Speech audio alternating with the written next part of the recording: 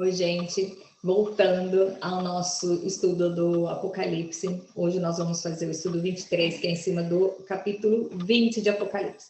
Por que eu demorei para fazer esse estudo? Se você está vendo esse estudo agora, entra lá no canal que você vai ver que eu estou procurando fazer os estudos assim, da forma que foram escritas, não necessariamente como aconteceram as coisas, porque nós vemos que João, ele vai e volta contando a mesma história algumas vezes, alguns eventos que tem um dos estudiosos que eu fui ver que ele fala que são telas diferentes, né?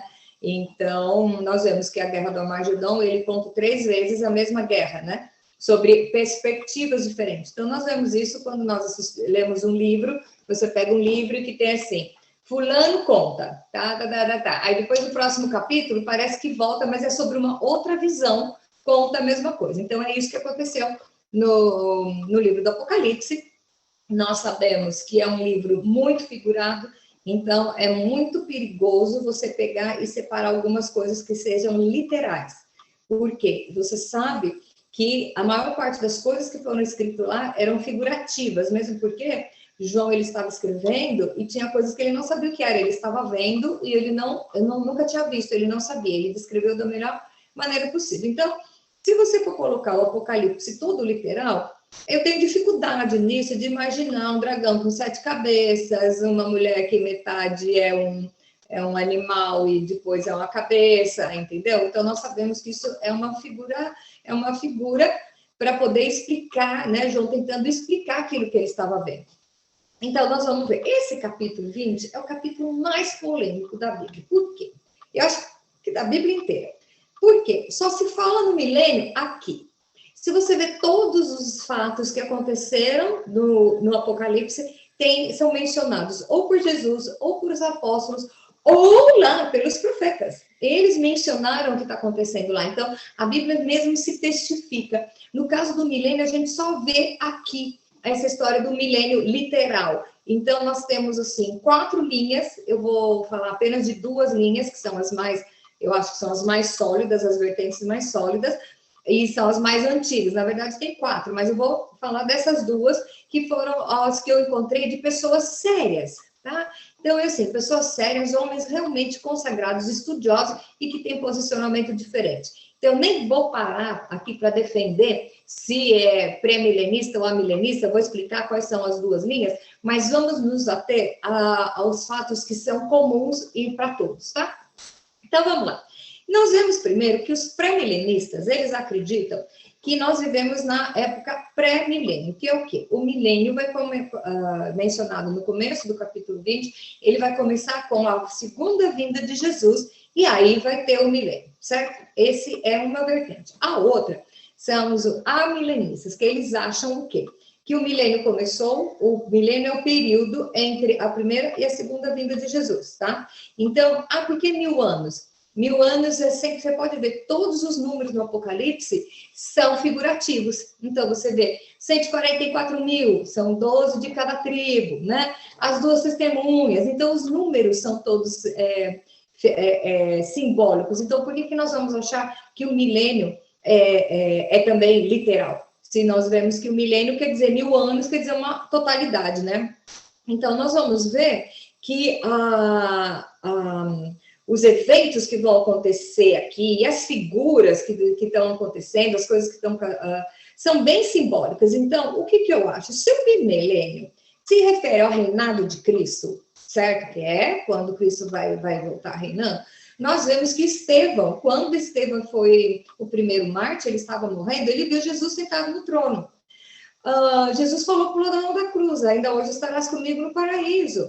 Então, nós vemos que sempre existiu essa visão, né, de milênio do reinado com Cristo, e se você ver, Jesus falava, meu reino não é dessa terra. Tá? Se nós acreditamos que você é feito de corpo, alma e espírito, o corpo é o que morre, a alma e o espírito são eternos, e eu não acredito no sono profundo, o sono profundo é para aqueles que morreram antes de Cristo, os que estavam embaixo da lei, esses que vão ser julgados, blá, blá, blá, os que são salvos, que é a igreja, ela já vai, veja bem, Jesus falou, estava parado lá e viu Estevão vendo ele. Né? Então, o que acontece? Jesus falou para o ladrão da cruz, ainda hoje estarás comigo no paraíso. Ninguém ficou dormindo, nem ficou no limbo, tá? Então, quando você vai analisar um texto, eu vi até uma expressão muito interessante do Hernandes Dias Lopes, que ele diz o seguinte: um texto, ele tem que ser esclarecido, um texto escuro, esclarecido por um texto claro, tá? Então, você pega uma coisa que é um fato para tentar explicar uma que você realmente, às vezes, não está entendendo. Então, nós vamos ver. O que nós temos aqui? O que nós temos aqui? Se nós vamos ver que depois que Jesus, tá? Jesus veio, ele prendeu Satanás, né? E o milênio começa com Satanás preso, certo? Quando foi que Jesus prendeu Satanás? Foi na cruz. Quando ele morreu, ele desceu nos 3 dias, vamos olhar, ele desceu ao Hades, prendeu Satanás, e aí o Satanás tem um poder limitado, e você vê que o poder dele está limitado, porque ele não impede a pregação do Evangelho. O Evangelho nunca foi tão pregado como nos dias de hoje. Então, o que a gente acha?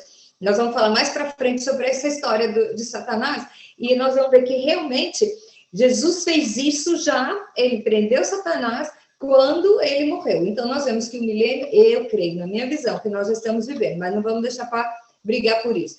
Se eu ficar achando que o milênio vai acontecer na vinda de Jesus, na segunda vinda, o que vai acontecer? Aí nós vamos nos ater aqui, o reinado vai ser com os judeus, que é a raça eleita, então nós vamos jogar todo o nosso Novo Testamento fora, rasgar as páginas onde está dizendo que para Deus, em Cristo, não existe mais judeu, nem grego, nem homem, nem mulher, quer dizer que existe sempre os membros da diretoria, e na Bíblia, no Evangelho, diz que não. Então, a minha concepção é que realmente isso não funciona. Mas vamos deixar essa parte e vamos nos ater aos pontos principais e comuns, que em todas as vertentes, todo mundo acredita que é a soberania e o reinado de Cristo, a vitória de Jesus e a prisão de Satanás, o reinado dos santos junto com Cristo e o julgamento das almas. Tudo isso nós vamos encontrar no capítulo 20 de Apocalipse. Então, vamos lá. Primeiro, Apocalipse 20, de 1 a 3, diz o seguinte, eu gosto de ler para a gente poder conversar em cima do que foi lido, não em cima do que eu achei, que eu escutei, né? Vamos lá. Então, vi descer do céu um anjo que tinha na mão a chave do abismo e uma grande corrente. Ele segurou o dragão, a antiga serpente, que é o diabo, Satanás, e o prendeu por 1000 anos.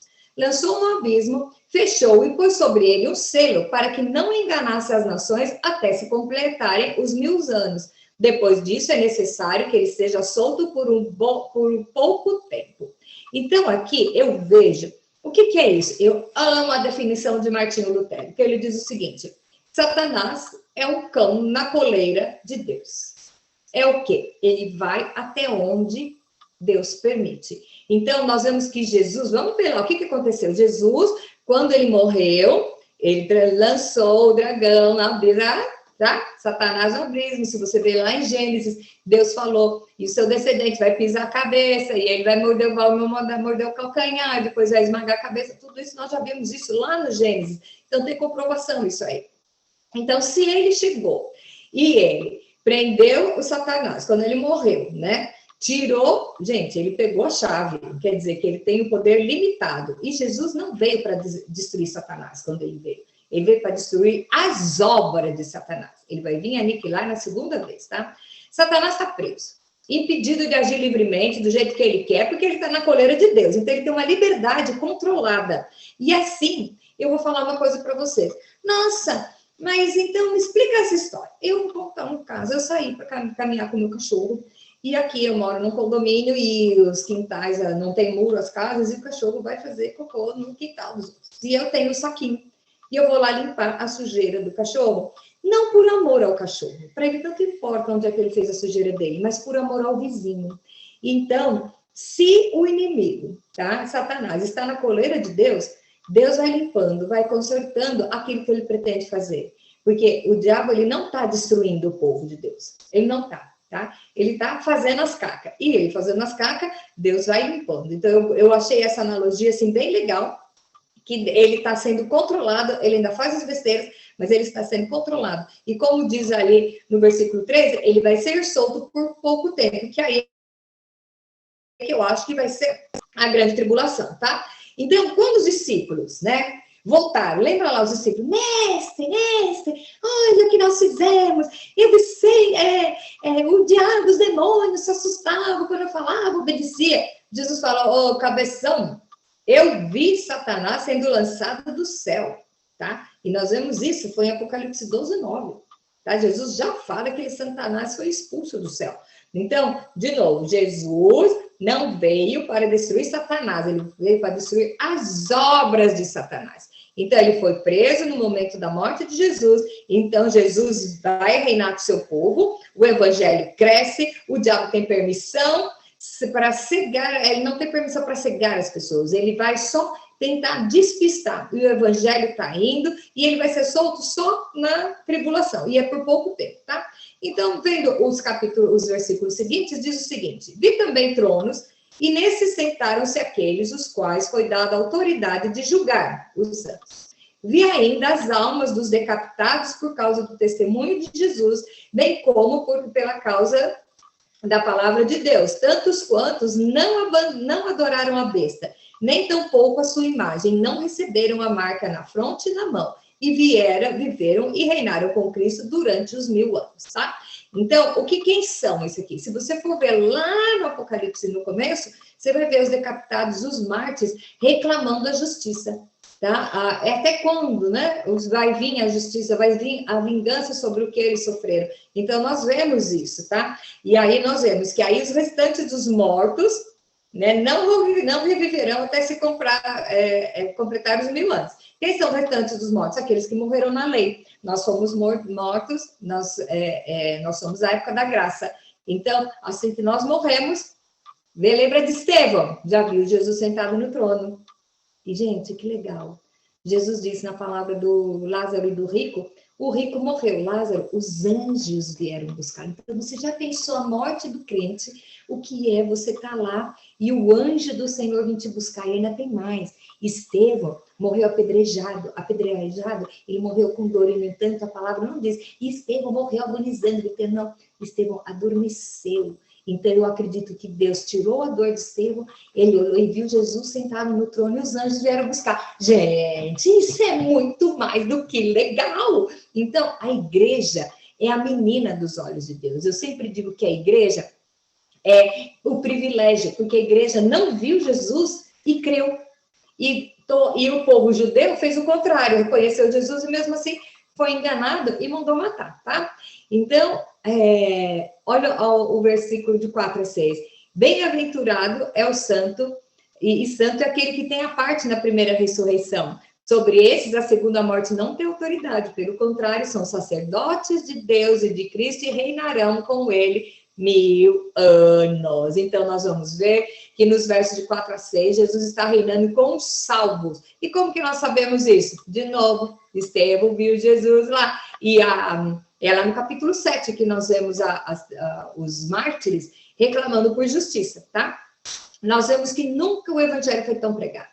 Se o evangelho não foi tão pregado, é porque Satanás não tem poder para cegar o povo. Satanás está com poder limitado. Ele já está preso na corrente. Você vai achar que o espírito se prende com corrente. Não, gente, é uma linguagem figurada também. Ele tem a liberdade dele controlada. Assim como Lutero diz, que Satanás é o cachorro na coleira de Deus. Achei o máximo isso, tá?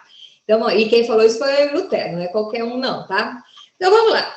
O Apocalipse 20, de 7-10. Quando, porém, se completarem os 1000 anos, Satanás será solto da prisão e sairá para seduzir as nações que há nos 4 cantos da terra, o Gog e Magog, que fala, Gog e Magog, fala lá em Ezequiel, tá?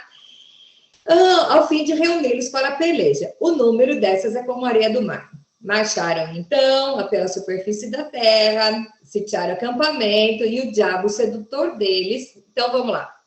O diabo foi solto quando se completou esse tempo de 1000 anos, que é falado, né? A própria Bíblia diz que para Deus um dia é como 1000 anos, 1000 anos é como um dia. Então, é um número figurado. Quando acabar esse tempo, Satanás vai ser solto, é aí que nós vamos ver a grande tribulação, tá? E depois que tiver a grande tribulação, que já falou ali em cima, que é por um pouco tempo, o diabo, o sedutor deles, foi lançado para dentro do lago de enxofre, de fogo e enxofre, onde já se encontram não só a besta, como também o falso profeta, e serão atormentados de dia e de noite pelos séculos dos séculos. Então, o que é?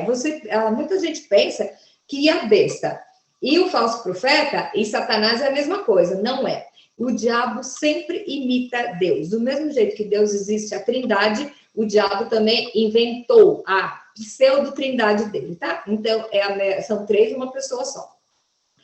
Só que aí, nós vemos o quê? A soltura de Satanás. O que nós podemos ver que vai ser a grande tribulação? E ele é muito engraçado, tá? Que ele vai ser lançado no lago de enxofre, não para ser rei do inferno. Todo mundo imagina, vamos para o céu, é Jesus sentado no trono de roupa branca, e no inferno é o diabo sentado no trono, reinando. Gente, o diabo não é o rei do inferno, ele é o primeiro a ser atormentado. Ele não manda em nada, e nem vai mandar em nada. Tira essa ilusão de que você vai ficar lá, o diabo vai receber os perdidos, ele vai ficar atormentando. O diabo é o primeiro a ser consumido, a ser destruído, a sofrer os castigos. Ele não reina no inferno, não reina, ele vai ser atormentado, tá? E ele é a vítima, e lá vai estar já o anticristo e o falso profeta, e quando ele for lançado lá, de vez. E aí nós vemos o Gog e Magog, que é a guerra do Armagedon, aquela guerra toda lá, que fala em Ezequiel, que é a batalha descrita, tá? E nós vemos várias partes do Apocalipse falando dessa guerra, tá bom? É a mesma guerra. Aí nós vamos para o último texto, que é Apocalipse 20, de 11 a 15, e que aí vem o grande legal. Vi um grande trono branco, e aquele que nele se assenta, de cuja presença fugiram a terra e o céu, e não se achou lugar para ele. Gente, o céu e a terra não suportaram ver a majestade do trono branco. Trono branco quer dizer que é puro. Quem é que está sentado no trono branco? Vi também os mortos, os grandes e os pequenos, postos em pé diante do trono. Então se abriram os livros, e ainda outro livro, o livro da vida, foi aberto. E os mortos foram julgados segundo as suas obras, conforme o que se achava escrito nos livros. Então vamos ver. Foram julgados os mortos, ok? Quem são esses mortos que são julgados? A minha opinião, se você é convertido, pede perdão dos seus pecados, através do sangue de Jesus, você não é puro, você é purificado, você não é santo, você é santificado, você não é justo, você é justificado pelo sangue de Cristo. Então, o grande telão, eu creio que não vai ter para os salvos, porque quando Deus olha para mim com todos os meus pecados, ele não vê a Kátia com os defeitos dela, com os pecados dela, ele vê o sangue do filho dele que me comprou. Então, como vai ter julgamento para aquele que o nosso advogado já comprou, intercedeu e pagou? Jesus intercedeu, ele pagou pelos nossos pecados. Então, não existe mais, entendeu? Deus fala que os pecados arrependidos e confessados são jogados no mar do esquecimento. Então, eu te pergunto, para quem é que vai ser esse julgamento? Para os não salvos, que vão ser julgados segundo as suas obras. Por quê? Ou então, ainda tem mais. Eu acho até que pode ser os salvos da época da lei. Por quê? Os salvos pela lei é de acordo pelas obras. Certo? E nós somos a época da graça. Aí eu acho que é isso mesmo, porque aqui fala, olha, deu o mar os mortos que nele estavam. Então você pensa que você pegou, escondeu um morto no mar, então não vai ficar, todos vão se apresentar. Então o mar, deu o mar os mortos que lá estavam, a morte e o além entregaram os mortos que nele haviam, e foram julgados um por um, segundo as suas obras. Nós não somos salvos pelas obras, nós somos salvos pela graça, porque nós temos Cristo Jesus nessa jogada. Então, a morte e o inferno foram lançados também para dentro do lago de fogo. Ué, mas o inferno não é o lago de fogo? Não, tá? O lago de fogo é uma coisa e a morte e o inferno foram lançados para lá. E quem é que já está lá? Satanás, o falso profeta e a besta, ok? Esta é a segunda morte, o lago de fogo. E se alguém não foi achado no livro da vida, esse foi lançado para dentro do lago do fogo. Ok. Aí nós paramos aqui no Apocalipse e vamos lá para Jesus falando em Mateus 25, de 31 a 46. Vamos lá.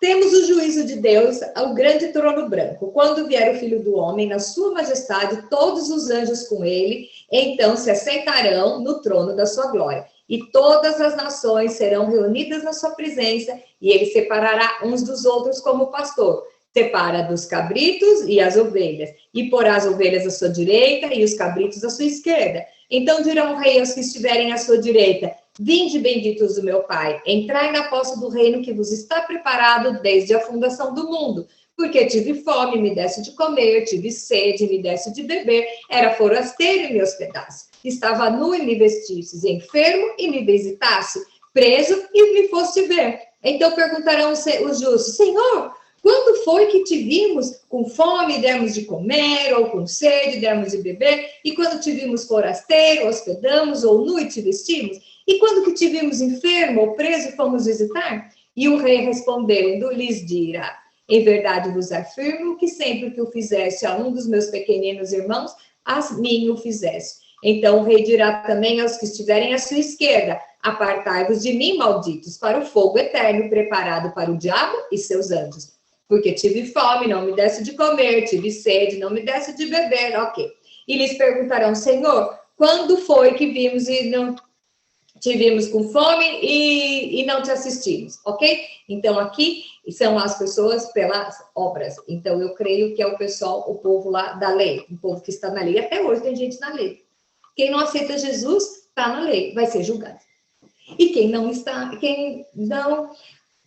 embaixo da lei, está sob a graça, está com Cristo.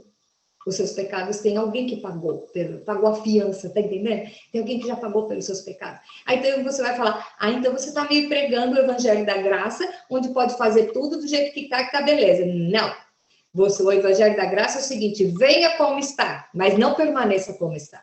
E transforme. Então, o que acontece? As suas obras vão ser fruto de uma vida transformada. Uma pessoa que realmente teve um encontro com Cristo, ela não vai ficar pisando na bola para sempre. E é assim que nós vamos ter o nosso nome escrito no livro da vida. Quando aceitamos a Cristo como nosso Senhor e Salvador. Então, aí nós vemos já até o final das coisas. O julgamento das pessoas, o julgamento das obras. Eu acredito que os salvos em Cristo não vão ter julgamento, porque não é pelas obras, é pela graça, nós somos justificados. Agora, os que morreram na época da lei vão ser julgados pelas suas obras, tá? E os que, né, o pessoal, a turminha lá da concorrência, também vai ter o julgamento no trono branco, que é o trono de Cristo. Aí os que já morreram, já estão reinando com Cristo no ministério. E como você vai entender isso? Era muito difícil explicar essa história do reino de Deus antes de gravarem um filme chamado Matrix, que fala de outra dimensão. E hoje em dia, o Matrix acho que foi o primeiro que abordou esse tema. E hoje em dia nós vemos outros filmes, nós somos Interestelar, nós vemos A Casa do Lago, que são filmes que mostram dimensões diferentes. Então eu creio nisso, eu creio que nós estamos em dimensões diferentes e que isso é a forma de explicar. A Bíblia fala muito disso, tá? Fala muito disso. Só que os profetas tiveram essa visão e eles tinham que explicar da maneira do conhecimento, baseado no conhecimento deles e que as pessoas iam ouvir. Então era muito difícil você explicar uma outra dimensão. Hoje é muito fácil, porque nós temos acesso a essa informação.